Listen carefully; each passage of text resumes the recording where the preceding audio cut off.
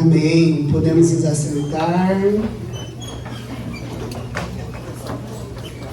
Boa noite. Mais uma vez, boa noite. Nossa, gente, parece que vocês estão desanimados. Nem parece que acabaram de cantar, que o coração queria fogo. Vamos tentar mais uma vez. Isso aí, Wesley. 1, 2, 3 e boa noite. Aí sim, esse é o Boa Noite do Fogo do Alto. Como o Lucas disse, eu me chamo Pablo. Oi, gente. Tenho 26 anos. Só isso. Noivo da Ana Clara, com a graça de Deus. Logo seremos um. E é uma alegria estar aqui mais uma vez, né? Fazia tempo que eu não estava aqui partilhando a palavra de vocês, mas é sempre bom estar aqui dentro de casa. E eu não sei vocês, mas semana passada a gente teve a nossa adoração que a gente tem todo mês. E aí na nossa adoração, o João que conduziu, ele fez em que nós refletíssemos em tudo que nós fizemos durante esse ano até aqui, nesse primeiro semestre. Eu não sei se você estava lá, mas eu queria te convidar neste momento a fazer essa reflexão também. Quais foram os planos, os sonhos, que todo início de ano a gente começa o ano e esse ano vai ser diferente, esse ano eu vou fazer diferente. Quais foram os planos que você fez lá em janeiro? E o que mudou de lá até aqui? O que você tem feito com esses planos? Porque tecnicamente, se você colocou um plano para esse ano, né, já é para você estar aí na metade, caminhando para o final desse plano. Eu convido-te a refletir sobre isso. O que eu e você temos feito com os nossos planos? Ou melhor, o que nós temos feito com os planos que o Senhor colocou no meu e no seu coração no início do ano? Quais são as nossas expectativas para essa reta final do ano?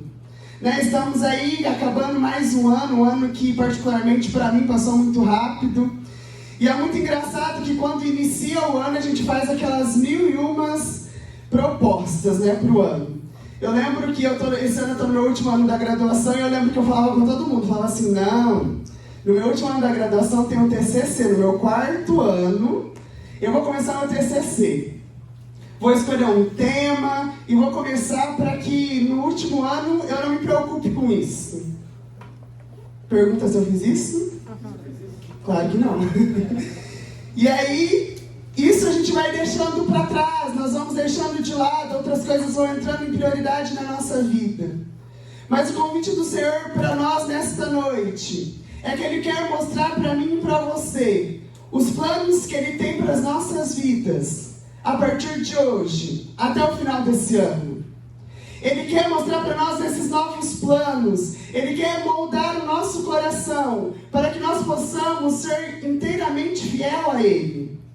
Se nós não formos fiéis a Ele até aqui, Ele quer nessa noite moldar o meu e o seu coração para sermos fiéis a Ele nesse resto de ano. Por isso eu queria te convidar a pegar a sua passagem lá no 1 Pedro, capítulo 4, versículo 12. 1 Pedro 4, 12.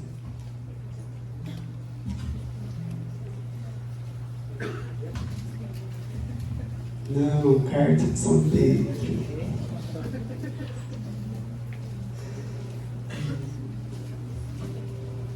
Amém? Então vamos lá.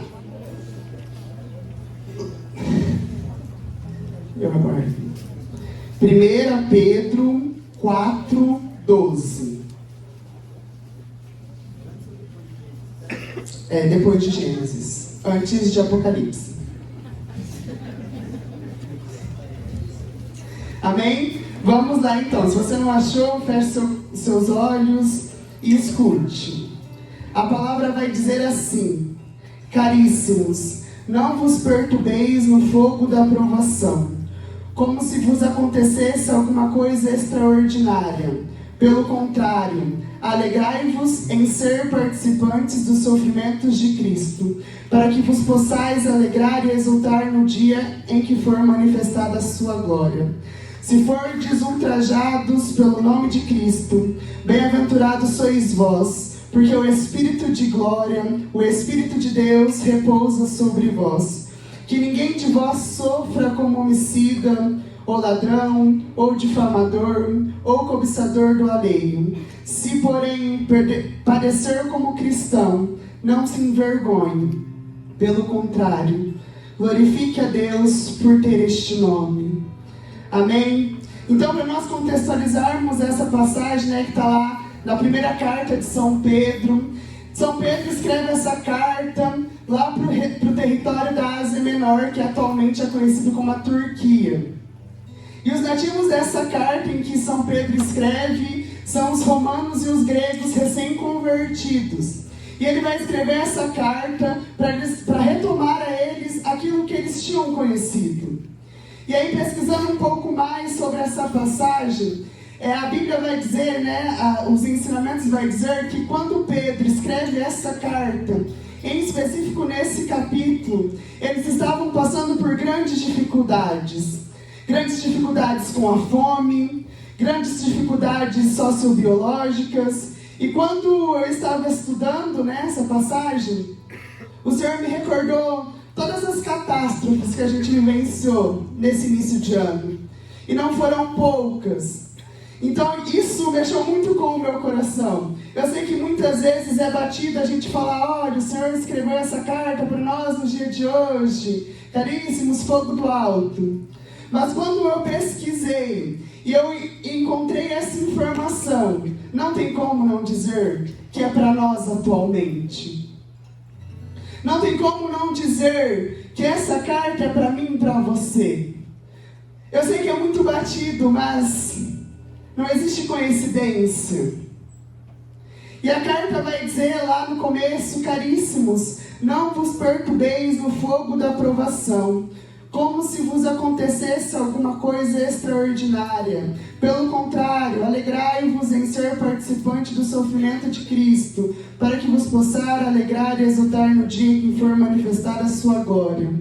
Quando Pedro escreve isso, ele quer recordar a eles que, quando eles voltaram à sua vida, à sua cidade, eles começaram a achar estranho algumas atitudes de outras pessoas. E eu acredito que acontece muito na minha vida e na vida de muitos que aqui estão. Quem aqui fez o IGMES? Levanta a mão. Quando nós fizemos esse encontro e nós tomamos essa atitude de mudar alguns passos da nossa vida, nós começamos a achar coisas estranhas no mundo externo. Nós voltamos para a nossa realidade e nós começamos a achar coisas estranhas. E é isso que o Senhor vem dizendo, é isso que Pedro escrevia para aquelas pessoas. Essas pessoas, elas iam encontrando um estranhamento. Mas para que elas não padecessem, para que elas não sofressem por muitas vezes serem as rejeitadas, as isoladas, mas para elas lembrarem do sofrimento de Jesus por nós. Enquanto eu li essa passagem, e aí eu fui pesquisar um pouco sobre a confecção de uma espada. Alguém já pesquisou? Muitas pessoas já pesquisaram. Se você não pesquisou, eu vou te dizer como que é. E quem já pesquisou vai me ajudar, Se eu estiver errado, eles vão me corrigir aqui. Então, para a confecção de uma espada, você vai lá, pega uma barra de ferro, certo? E coloca num forno muito quente. E aí você coloca essa barra de ferro dentro desse forno. E ela vai aquecendo, vai aquecendo. Só que essa barra de ferro, ela tem uma grossura. E ela precisa ficar fina para ter a lâmina da espada. Então a pessoa coloca essa barra no forno, pega o martelo e vai batendo nessa barra, para que ela vai ficando fina.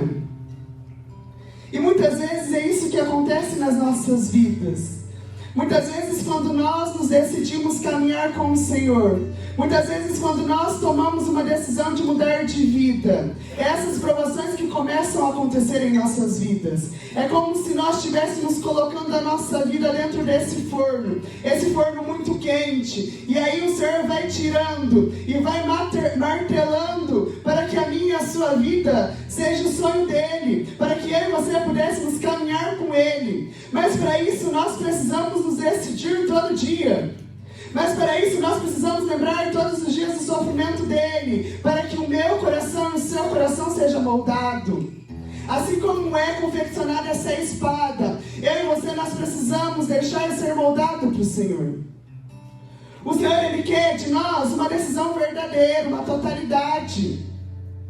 Muitos de nós já nos decidimos. Se você veio até aqui, você já decidiu mudar a sua vida. Se você estar aqui hoje, você decidiu entrar nesse forno e deixar ser moldado para o Senhor. Mas para isso, exigem algumas decisões de nossas vidas. E nós temos que lembrar que essas decisões não são fáceis. Não são nada fáceis. E muitas vezes essas decisões vão nos trazer tristezas, angústias, solidão. E eu posso perguntar para quantas pessoas que forem, mas eu tenho a certeza de que com quem participou do Ignis, decidiu dar essa caminhada, quantas provações já não tiveram? Quantas pessoas já não estão mais ao seu lado? Isso dói, não dói? Quando uma pessoa está ao nosso lado e ela é deixada, isso nos machuca muito. Mas nós temos que lembrar que essa decisão e esse caminho é que para eu e você podemos encontrar o Senhor e ter a vida eterna. Essa decisão aqui, ela pode doer, mas é o que o Senhor quer muito além da nossa vida. É o desejo que o Senhor quer para que eu e você tenhamos um caminho junto com Ele. Então nós precisamos todos os dias abrir os nossos corações e nos decidir fielmente ao Senhor.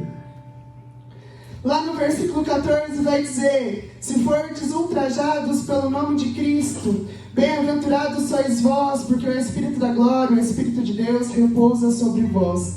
Nessa parte Pedro vai dar como se fosse um impulso para eles, falar assim: olha, por mais que as pessoas venham ridicularizar você, por mais que as pessoas venham falar, você está diferente, você está muito mais chato, eu não quero mais falar com você. Ei, se as pessoas vêm falar isso de você, é porque você está no caminho certo. Se as pessoas pararam de te chamar em alguns lugares, pessoas que não te levam a buscar a santidade, quer dizer que você está no caminho certo. E quantas vezes eu e você temos que renunciar a muitas amizades? Quantas vezes eu e você temos sofrido? Mas nós esquecemos que nós estamos no caminho certo. E por isso nós precisamos estar constantemente preparados. Nós precisamos estar constantemente à disposição a entregar a totalidade da nossa vida para o Senhor. E como eu estou no último ano da graduação, no primeiro semestre a gente tem uma matéria que é do TCC, que é o trabalho de conclusão do curso. E aí no final dessa matéria a gente tem que apresentar um pré-projeto, para depois no final do ano a gente apresentar o trabalho. E aí, como eu disse que no quarto ano eu ia fazer tudo, meu trabalho bonitinho. E aí começou o não fazendo, iniciei o ano. O professor que eu queria como coordenador saiu da instituição. A outra professora que eu queria como coordenadora não pôde aceitar o meu tema. A outra professora não pôde aceitar o meu tema, então eu estava sem TCC e sem coordenador no início do ano. E aí eu fiquei louco, surtado, cheguei na Ana Clara e falei assim: eu não aguento mais esse último ano, o que eu vou fazer na minha vida? E aí eu fui entregando esse anseio para o Senhor. E aí eu consegui uma orientadora, iniciei meu tema, e nisso o meu TCC eu fui deixando ele de lado. Fui tendo outras prioridades, né? Fui me entregando, me dedicando ainda mais pelo Senhor, e fui deixando meu pré-projeto de lado. E aí eu fui, bateu, né, lá na portinha, falou: chegou a hora de entregar e apresentar, né? E aí chegou esse momento, fui, passei noites em claro, fiz, né, todo sofrimento. Eu falava assim, eu lembro que eu dormia pouco, muitas vezes tinha compromisso do grupo de oração e eu precisava escrever meu pré-projeto. Eu falava: e agora, o que eu vou fazer? Falei, vou no meu compromisso do grupo de oração, né? Seja o que Deus quiser. E aí eu lembrava sempre de uma frase que me disseram: cuida das coisas de Deus, que Ele cuidará da sua. Eu falei, agora é a hora, Deus. E fui deixando, fiz, consegui fazer, entreguei, apresentei. E aí essa semana saiu minha nota, com a glória de Deus, 9.9, poderia ser um 10, mas 9.9. E aí, por que eu estou falando isso? E aí, enquanto eu preparava essa pregação, o Senhor incomodava no meu coração. Que eu me questionava muitas vezes: nossa, mas será que se eu tivesse iniciado lá no 4º ano? Será que se eu tivesse iniciado o quanto antes? Será que o 10 não viria? Nossa, Pablo, mas 9.9 é uma nota muito boa, é quase 100, é ótima. Mas o Senhor incomodava no meu coração é que muitas vezes nós chegamos a um estágio de intimidade com o Senhor e nos acomodamos. Quando nós recebemos uma nota boa na graduação, como essa, nós já achamos que é o suficiente. Quantas vezes eu e você começamos a praticar uma intimidade com o Senhor, achamos que já estava o suficiente e nós nos acomodamos ali. E o convite de para nós nessa noite do Senhor, é que Ele quer a nossa totalidade. E Ele dizia assim, né? Eu ficava questionando Ele e falava assim: nossa, Senhor, mas é só um ponto. O que um ponto vai fazer diferença? E Ele falava assim: Pablo, esse um ponto, muitas vezes na vida de oração sua e daquela assembleia, é uma confissão que a gente faz mal feita. Muitas vezes nós achamos que por estar confessando toda semana, cada 15 dias, um mês já é o suficiente. Mas ei, será que eu e você temos feito uma confissão verdadeira? Será que eu e você temos nos arrependido verdadeiramente? Nossa, Senhor, mas é só um ponto. É só isso. E aí e o Senhor incomodava no meu coração que Ele entrava no quesito: mas foi só uma vez que eu caí no vício da bebedeira. Mas foi só uma vez que eu tive relações desregradas com a minha namorada. Mas foi só uma vez que eu traí minha namorada. Mas foi só uma vez que eu bati em alguém. Mas foi só uma vez que eu respondi minha mãe. E nós vamos caindo nesse comodismo, e nós vamos deixando que essas coisas de fora vão tomando conta da nossa vida. Mas o convite do Senhor para nós nessa noite é que nós entreguemos a nossa totalidade, para que eu e você pudéssemos renunciar verdadeiramente o nosso coração, os nossos desejos humanos, para que nós possamos ser revestidos, moldados, assim como aquela espada, para esse resto de ano. 9.9 é muito bom. Às vezes nós estamos frequentando grupo de oração, rezando o terço, frequentando a Santa Missa, é muito bom. Mas nós precisamos sempre de mais, nós precisamos sempre buscar mais. E esse é o convite do Senhor para nós nessa noite, que nós não fiquemos somente no 9.9, porque nós precisamos desse 10. E aí lá no finalzinho Ele vai dizer que ninguém vos sofra como homicida ou ladrão, ou difamador ou cobiçador alheio. Se porém parecer como cristão, não se envergonhe. Pelo contrário, glorifique a Deus por ter esse nome. O que o Senhor vem dizer para nós nesse momento é que eu e você não podemos mais ser reconhecidos como o que vive dentro da balada, que eu e você não podemos mais ser reconhecidos como o menino que pega todas, que eu e você não podemos mais ser reconhecidos como aquele que namora todo mundo, como aquele que tem total liberdade, que hoje o Senhor quer reconhecer eu e você como filho de Deus. E isso, eu preciso te dizer que muitas vezes lá fora não vai soar tão bem. Muitas vezes isso lá fora não vai ser agradável. Mas que nós não pudéssemos não desistir.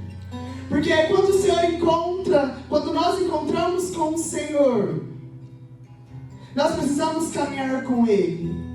E nós precisamos sempre lembrar do sofrimento que Ele passou por mim e por você. Que nós possamos sempre lembrar que todas as provações, nós precisamos dar glória ao Senhor, para que nós possamos ser fiéis a Ele. Que nós possamos sempre lembrar que com o Senhor a gente sempre pode mais. Que com o Senhor a gente pode entregar ainda mais a nossa vida. E o Senhor incomodava muito forte no meu coração que nesta noite Ele quer verdadeiramente a totalidade da minha e da sua vida. Renúncias de coisas que muitas vezes você tem escondido no íntimo do seu coração. Coisas que só você e o Senhor sabem. Mas nessa noite Ele quer recolher, para que Ele possa moldar o seu coração, para que Ele possa forjar a sua vida, te dar uma nova veste, uma nova armadura, para enfrentar todos os problemas que encontraremos aqui em diante. O Senhor nessa noite, Ele quer a nossa verdade. E muitas vezes nós pensamos em falar somente palavras bonitas, mas o Senhor, Ele quer a verdade do meu e do seu coração. Muitas vezes nós viemos todo domingo no grupo de oração e falamos as mesmas coisas, mas essa noite o Senhor quer a verdade do seu coração. Eu não sei o que se passa na sua vida. Eu não sei quais são as angústias que passam no seu coração. Eu sei o que passa na minha vida. Eu sei quais são as minhas dificuldades. Eu sei o que eu preciso renunciar. Mas aquilo que você precisa renunciar, somente você e o Senhor sabem. Por isso eu queria te convidar a fechar os seus olhos